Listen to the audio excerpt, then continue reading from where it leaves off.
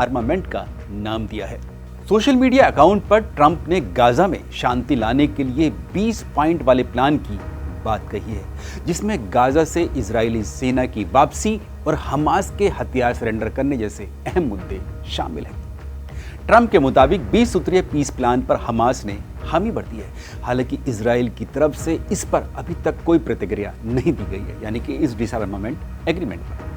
Trump ने यह ऐलान इजराइल के प्रधानमंत्री बेंजामिन नेतन्याहू के अमेरिका से लौटने के तुरंत बाद किया है। जैसा हम जानते हैं कि इस हफ्ते की शुरुआत में नेतन्याहू ने वाशिंगटन डीसी का दौरा किया था और व्हाइट हाउस में ट्रंप से खास मुलाकात की थी। यहां पर यह भी बताना जरूरी है कि पहली बार हमास ने आधिकारिक तौर पर अपने सभी हथियार छोड़ने और बोर्ड ऑफ पीस की शर्तों को मानने के लिए सहमति जताई है। बताया गया है कि हमास के डिसआर्मामेंट यानी निरस्तीकरण के बाद इजराइल भी अपनी सेना को गाजा पट्टी से हटा लेगा। जैसा हम जानते हैं कि गाजा में शांति के लिए ट्रंप ने कुछ समय पहले बोर्ड ऑफ पीस का गठन किया था, जिसमें इजराइल और हमास के बीच मध्यस्थता कराने वाले देशों में अमेरिका के साथ साथ मिस्र यानी इजिप्ट, कतर और तुर्की भी शामिल है। ऐसे देश में अमेरिका ने यह भी घोषणा की कि हमास ने गाजा पट्टी में अगले चरण के सीज फायर को लागू करने के लिए बनाए गए रोड मैप पर भी हामी भरती है, जो अगले 14 दिन में बनाया जाना है। समझौते की शर्तों पर एक नजर डालें तो इसमें जो शर्तें शामिल की गई हैं उसके मुताबिक हमास एक चरणबद्ध समझौते के तहत अपने हथियार एक अंतर्राष्ट्रीय स्टेबलाइजेशन फोर्स स्थिरीकरण बल को सौंपने पर सहमत हो गया है। इस 5000 सदस्यीय बल की निगरानी अमेरिका का एक जनरल रैंक का अधिकारी करेगा। डिसआर्मामेंट यानी निरस्तीकरण या हमास के हथियार डालने में 200 से 300 दिन लगेंगे, यानी कि 200 से 300 डेज लगेंगे इसको पूरे समझौते को लागू करने में। हमास गाजा में अपने सुरंग यानी टनल नेटवर्क को भी पूरी तरह से खत्म करेगा। जैसे हम जानते हैं कि हमास ने पूरे गाजा के नीचे सीक्रेट टनल का एक बड़ा जाल बिछा रखा है, जो किसी भी देश की मेट्रो लाइन या मेट्रो ट्रेन की तरह है। पिछले 3 सालों में इजरायली डिफेंस फोर्सेस IDF ने बड़ी संख्या में इन टनल्स को तबाह किया, लेकिन माना जाता है कि अभी भी यहाँ यानी गाजा में बड़ी संख्या में अंडरग्राउंड सुरंग हैं जो IDF की नजरों से छिपी हुई हैं।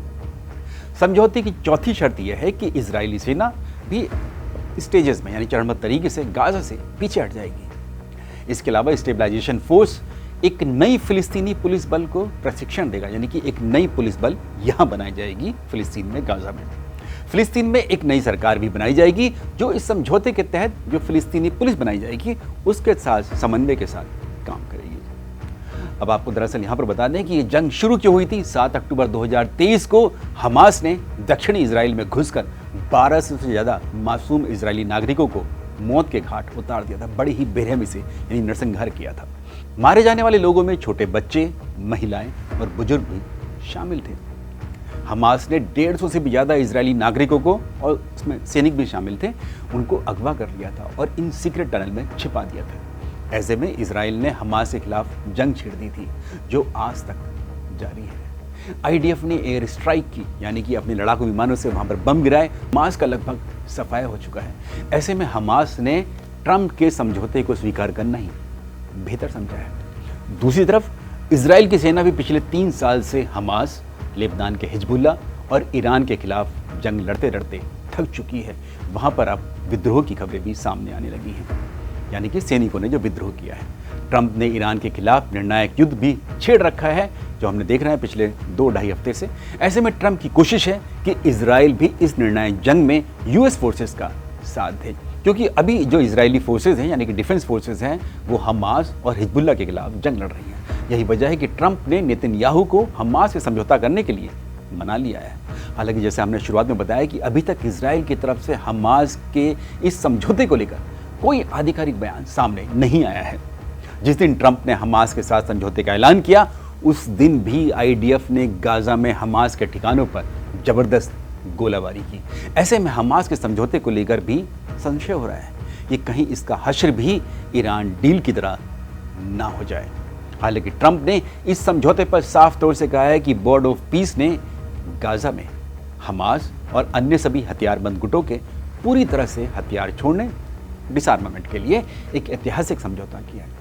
यह खबर गाजा में स्थायी शांति और सुरक्षा की दिशा में एक बड़ा कदम है। यह समझौता गाजा में एक नई फिलिस्तीनी सरकार के शासन की दिशा में एक अहम कदम है। ये नई सरकार फिलिस्तीन जनता की मदद के लिए बोर्ड ऑफ पीस के साथ मिलकर काम करेगी। ट्रंप ने यह भी साफ कहा है कि जो पिछले 3 साल से गाजा में हिंसक युद्ध और मानवीय संकट था, हमास ने इजरायली बंधकों को बेरहमी से कैद करके रखा था। हमने यानी कि अमेरिका ने और ट्रंप ने ऐतिहासिक प्रगति की है और अभी भी बहुत काम करना बाकी है। दोबारा ऐसे खतरे को सिर नहीं उठाने दिया जाएगा, यानी कि हमास को सीधे तौर से चेतावनी दी गई है। इस डील के तहत गाजा आखिर में एक ऐसी नई फिलिस्तीनी सरकार के हाथों में होगा जो अपने लोगों की सेवा करेगी, हथियार नहीं उठाएगी।